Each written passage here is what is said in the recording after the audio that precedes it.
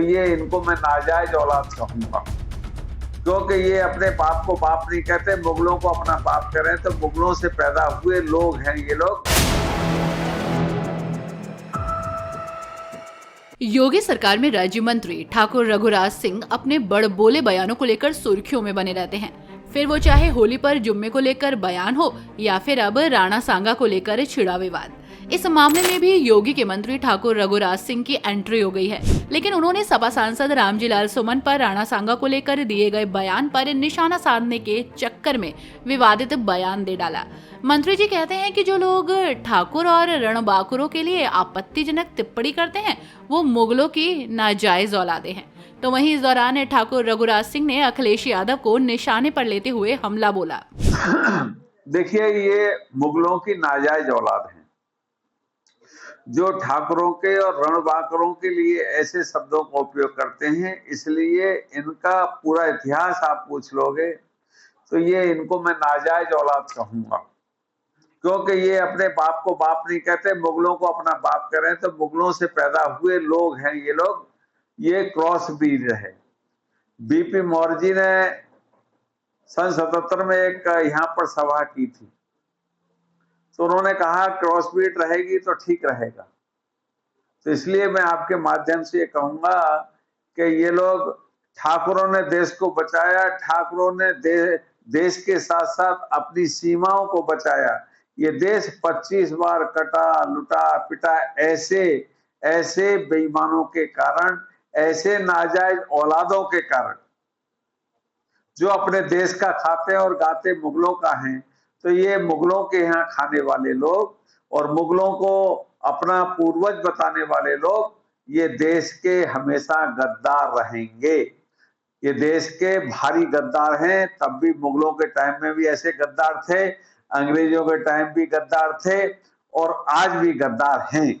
कौन लोग हैं सर? जिनका नाम आपने लिया, आप बताइए सर। जिनका नाम लिया आपने, मैं तो साफ शब्दों में कह रहा हूं, जो अपने आप को राज्यसभा सदस्य भी कहते हैं, श्रीमान सुमन जी, इस बात को कह, रामजी लाल सुमन जी अपने आप को कह रहे हैं, इनको शर्म हया बिल्कुल रही नहीं। सर, उनके बयान का कहीं ना कहीं अखिलेश जी भी समर्थन कर रहे हैं।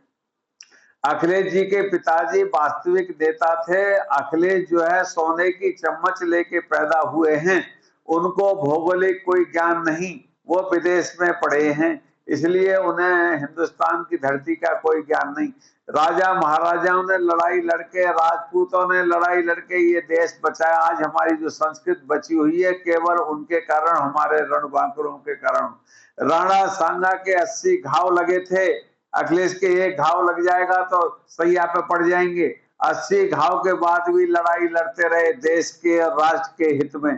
तो इसलिए इनको शर्म आनी चाहिए। और इस बार लोकसभा में इनको जो वो ताकत मिल गई तो इनके दिमाग खराब हो गए। अब के ठाकुर इनको बता देंगे कि इनका एक भी ठाकुर नहीं जीतेगा। भारी बहुमत से 2027 में भारतीय जनता पार्टी की सरकार बनेगी। अखिलेश के लोगों की जमानत जब्त हो जाएगी। जिस तरीके से बयानबाजी होते रहते हैं, हाल ही में जो बयान आया है, इसे किस नजर से देखते हैं? क्या वाकई जिस तरीके से उन्होंने उनको गद्दार कहा तो क्या गद्दार थे या क्या रहेंगे? ये नपुंसक लोग हैं जो कि ये ऐसी भाषाओं का उपयोग करते रहते हैं। ये ऐसे योद्धाओं के, ब्राजील 19 बार आक्रमण अमेरिका ने किया, हमारे देश के राजपूतों की कहानी को पढ़ के वो कभी भी गुलाम नहीं हुए। तो हमारे देश की राजपूतों का इतिहास को पढ़ के कई देश ऐसे हैं जो गुलाम नहीं हुए, लेकिन हमारे ही लोगों ने हमको गुलाम करवाया। 600-700 साल मुगलों के, 200 साल अंग्रेजों के। डिवाइड एंड रूल वाली पॉलिसी ये तब भी थे ऐसे नपुंसक और आज भी हैं। इसी कारण ये देशद्रोही हैं। इन पे देशद्रोही का मुकदमा चलना चाहिए। आपके माध्यम से इतना ही मेरा कहना है। तो वहीं अब योगी के मंत्री के इस विवादित बयान को लेकर सियासी बवाल मच गया। मंत्री ठाकुर रघुराज सिंह सपा सांसद रामजी लाल सुमन पर निशाना साधते नजर आए, तो वहीं उन्होंने सारी मर्यादाएं भी लांघ दी और उनके बयान ने एक नए विवाद को जन्म दे दिया। वैसे ये कोई पहला मौका नहीं है जब ठाकुर रघुराज सिंह ने ऐसा बयान दिया हो। पहले भी वो ऐसे बयान दे चुके हैं। वैसे आपका उनके इस बयान को लेकर क्या कहना है, हमें कमेंट करके जरूर बताएं और देखते रहिए 4 PM।